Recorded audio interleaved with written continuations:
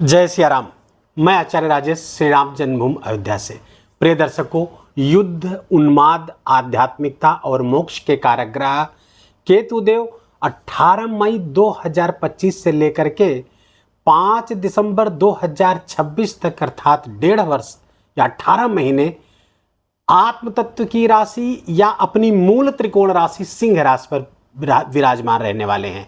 इन 1.5 वर्षों में इनका कैसा परिणाम प्राप्त होगा? यूं तो केतु का गोचर 18 मई को ही हो गया था, लेकिन इसका स्पष्ट गोचर 29 मई से, स्पष्ट गोचर का अर्थ है कि 29 मई से अपना परिणाम सिंह राशि जैसा देना प्रारंभ कर देंगे। राहु और केतु का कोई अपना घर नहीं होता, जिस राशि पर बैठते हैं उसी राशि का मुखौटा ओढ़ लेते हैं और उसी तरह परिणाम देने लगते हैं।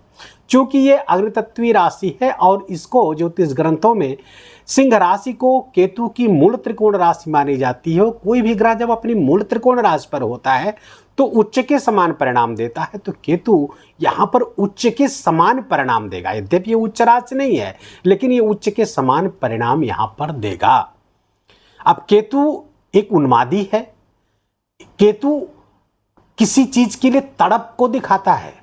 केतु महत्वाकांक्षा को जागृत करता है। जिस भाव पर बैठता है उस भाव से संबंधित कारक वाली चीजों पर। अब केतु चूंकि युद्ध प्रिय है और युद्ध का कारक भी है, तो ऐसे में केतु का सिंह राशि अर्थात राजा के घर पे अग्नितत्वीय राशि पर जब जाएगा तो उसका फायर बढ़ जाएगा और वो नियंत्रण से बाहर हो जाएगा। इसलिए कहा जाता है कि सिंह राशि पर केतु विद्रोही स्वभाव का हो जाता है और ये केतु विद्रोह करने की स्थिति में है। गृह युद्ध की स्थितियां पैदा हो सकती, बहुत जगह भारत भी उससे अछूता नहीं रहने वाला है। युद्ध विराम हुआ है, युद्ध समाप्त नहीं हुआ है, अर्थात युद्ध की घटना पुनः हो सकती है, युद्ध पुनः भड़क सकता है, ऐसी पूरी संभावना बनी हुई है। और अब अगर युद्ध भड़का, युद्ध प्रारंभ हुआ तो इसमें 1 से अधिक राष्ट्र, 2 से अधिक राष्ट्र सम्मिलित होंगे। केतु का ये गोचर व्यक्तिगत आधार पर कैसा परिणाम देने वाला है, तो आइए जानते समझते हैं कि मकर राशि के जातकों को केतु का ये गोचर कैसा परिणाम देगा। मैंने बताया कि केतु जहां पर बैठता है वही मुखौटा धारण कर लेता है। तो यहां पर चूंकि राजा के घर पे बैठा है तो राजा जैसा मुखौटा धारण कर लेगा और फिर ये इसका अधिकारवादी प्रवृत्ति बढ़ जाएगी। राजा के समान ये राजा के समान ही आचरण करने लगता है। अब मकर राशि के जातकों के लिए चूंकि अष्टम स्थान पर केतु का गोचर हो रहा है, तो अष्टम स्थान पर केतु का गोचर सकारात्मक और नकारात्मक परिणाम दोनों देगा। पहले सकारात्मक सुन लीजिए। यदि आपकी मनोभूमि साधनात्मक है, साधना, उपासना, अनुष्ठानों में आपकी रुचि है, मंत्र सिद्ध में, तंत्र में, मंत्र में आपकी रुचियां हैं, तो आपके लिए ये केतु वरदान है। 1.5 वर्ष आप कोई भी अनुष्ठान करेंगे वो अनुष्ठान सफल होगा। प्रायः गुप्त नवरात्रियों में किया हुआ अनुष्ठान बहुत सफल होगा। 6 से अधिक गुप्त नवरात्रियां इन 1.5 वर्षों में आने वाली है, उसका खूब सदुपयोग आपको करना चाहिए। उसमें गुप्त साधनाएं या जो भी साधनाएं करेंगे उसमें सफलता प्राप्त होगी। दूसरी बात, केतु यहाँ पर तंत्र का कारक हो जाता है क्योंकि ये तंत्र के स्थान पर बैठा हुआ है, तो तंत्र के साधनाएं भी आपके लिए लाभकारी होगी, लेकिन बिना किसी गुरु के निर्देश में उसको मत करिएगा। ऐसा गुरु जो आपका प्रत्यक्ष रूप से मार्गदर्शन कर सके और मार्गदर्शन करने हेतु वो समर्थ भी हो। सोशल मीडिया पर देखकर, यूट्यूब का वीडियो देख करके कोई तांत्रिक साधना मत करिएगा, अन्यथा लेने के देने पड़ सकते हैं। केतु यहाँ पर ज्योतिष में भी, अकल्ट साइंस में, ज्योतिष में आपकी रुचि को जागृत करेगा। तो ये सब तो बहुत अच्छा, रिसर्च के काम में आपको बहुत आगे ले जाएगा। यदि आप स्पाई अर्थात जासूसी के किसी काम से जुड़े हुए हैं, आप CBI में हैं, IB में हैं, इंटेलिजेंस ब्यूरो की जिसमें भी हैं, उसमें बहुत अच्छे काम करने वाला है। आपका काम चमकने वाला है और बहुत बड़े बड़े रहस्यों को आप खोलेंगे वहाँ पर, यदि आप इस क्षेत्र से जुड़े हुए हैं तो। केतु यहाँ पर बैठ करके गुप्त रोग भी देता है। भाई ये नकारात्मक परिणाम गुप्त रोग दे सकता है, पेट के रोग दे सकता है, पेट या पेट के नीचे के अंगों में रोग दे सकता है और उसका ऑपरेशन भी करवा सकता है। इस पर थोड़ा सा ध्यान दीजिएगा, इससे आप थोड़ा सा सतर्क रहिएगा। गुप्त शत्रुओं से भी आपको सावधान रहने की आवश्यकता है जो आपको नुकसान पहुंचाने की चेष्टा करेंगे। इतनी चीज़ें यहाँ पर आपको बहुत ही सावधानी से गुजारना होगा। चूँकि केतु यहाँ पर अष्टम स्थान दुर्घटना का भी होता है, तो दुर्घटना का गाड़ी वगैरह वाहन वगैरह चलाते समय भी आपको बहुत सावधानी बरतनी होगी। केतु की जब दृष्टियों की बात करें तो केतु के फलादेश को और बेहतर हम समझ सकते हैं, लेकिन जब केतु की दृष्टि की बात करेंगे तो प्रायः लोग कहते हैं केतु की दृष्टि कैसे हो सकती है गुरुजी, क्योंकि केतु के तो सर नहीं है, आंख नहीं, तो उसकी दृष्टि कैसे हो सकती है। हाँ, ये आप सही कहते हैं कि उसके सर नहीं है, लेकिन उसके सर रहने का मतलब नहीं है कि उसकी ऊर्जा का कहीं लोप हो जाएगा।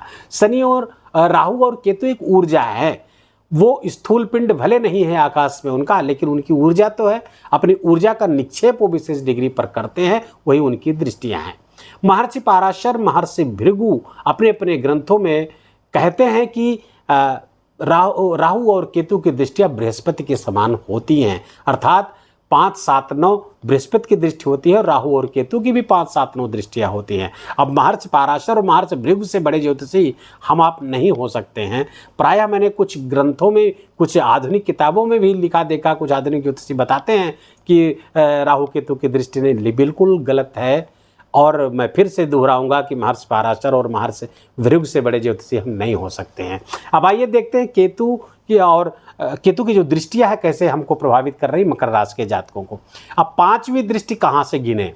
प्रायः हम देखते हैं कि हम एंटी क्लॉकवाइज दृष्टि गिनते जाते हैं किसी भी ग्रह की, लेकिन राहु और केतु चूंकि हमेशा वक्री रहते हैं तो इनकी काउंटिंग, दृष्टि की काउंटिंग उल्टी होगी, अर्थात एंटी क्लॉकवाइज हम गिनेंगे। तो केतु की 5वीं दृष्टि कौन सी होगी? ये होगी 1, 2, 3, 4, 5। यहाँ पे उनकी दृष्टि पड़ेगी, मेष राशि पर दृष्टि पड़ेगी। मंगल का घर है ये, और केतु कुजो भवेत कहा गया है। कुज अर्थात मंगल की तरह परिणाम देगा। तो केतु की जब दृष्टि यहाँ पर पड़ेगी तो भूमि भवन वाहन के सुख को बढ़ाने वाली होगी। बड़े भूमि संपत्ति आपको दिला सकती है, बड़े भूमि संपत्ति के सौदे हो सकते हैं, या फिर आप बड़ी भूमि में बड़े लैंड प्रॉपर्टी में निवेश कर सकते हैं। ये यहाँ पर केतु की दृष्टि आपके लिए फायदेमंद होती हुई दिख रही है, प्रॉपर्टी के लिए, वाहन आदि के लिए। लेकिन वाहन से पीड़ा भी हो सकती है जब एक्सीडेंट के रूप में वो आएगी तो। अब मान सम्मान बढ़ेगा आपका, यहाँ चतुर्थ स्थान पर दृष्टि के कारण मान सम्मान आपका बढ़ेगा। घर से दूर किन्हीं कारणों से आप जा सकते हैं, चाहे वो किसी कार्य के सिलसिले में या फिर आप अपने व्यवसाय के सिलसिले में। घर से थोड़ी दूरी बनी रहने वाली है, घर पे थोड़ा मन आपका नहीं लगेगा। तमाम सुख सुविधाएं होते हुए भी घर पे मन लगना इन 1.5 वर्षों में थोड़ा कठिन कार्य होगा मकर राशि के जातकों के लिए। केतु की जो 7वीं दृष्टि है आपके धन स्थान पर पड़ेगी। राहु वहां पर विराजमान है अपनी मूल त्रिकोण राशि पे।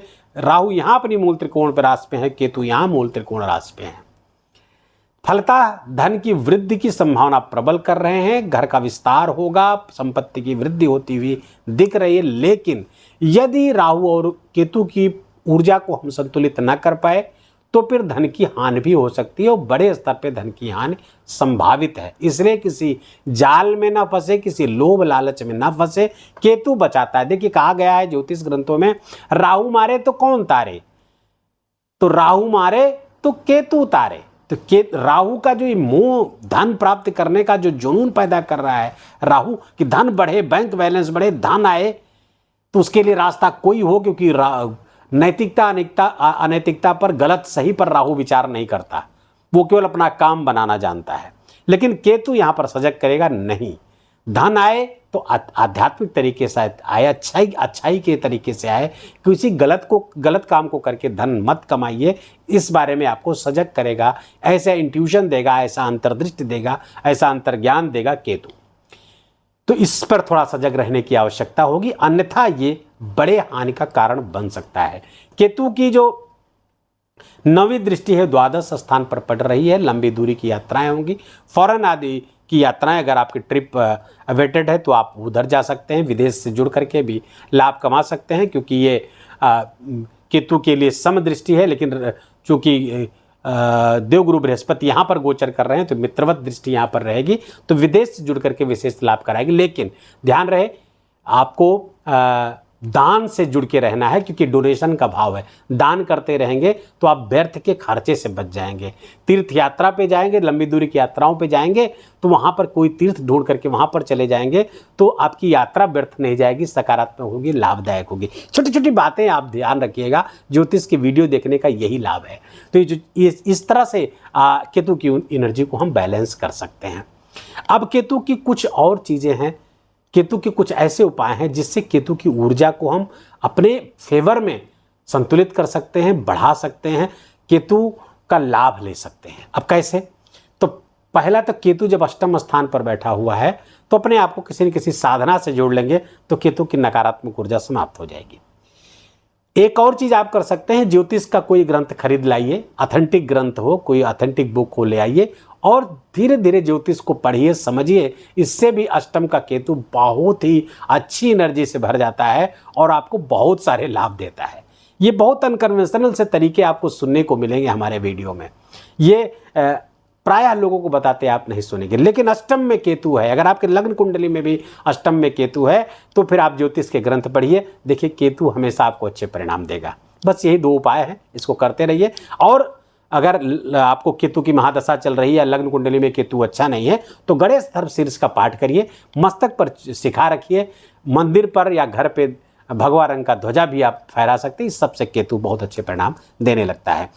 वीडियो को यही विराम देंगे। वीडियो अच्छा लगा हो, आपके काम का लगा हो, मेरा बोलना आपका सुनना दोनों सार्थक हो, कृपा करके वीडियो को लाइक करिएगा, अपनों के साथ शेयर करके उनको भी सजग करिए, उनको भी इस वीडियो का लाभ दीजिए। कमेंट में जाकर जय सिया राम लिखना बिल्कुल भी मत भूलिए, मेरा विशेष निवेदन, विशेष आग्रह आपसे। चैनल पर नए हैं तो इसको सब्सक्राइब कर लीजिए, बेल आइकन की घंटी दबा लीजिए ताकि नई वीडियो की सूचना आप तक मिलती रहे। प्लीज़ अपना बहुत बहुत ख्याल रखिए, अपनों का ख्याल रखिए, माता पिता की खूब सेवा करके उनका आशीर्वाद लीजिए। जय जय सिया राम।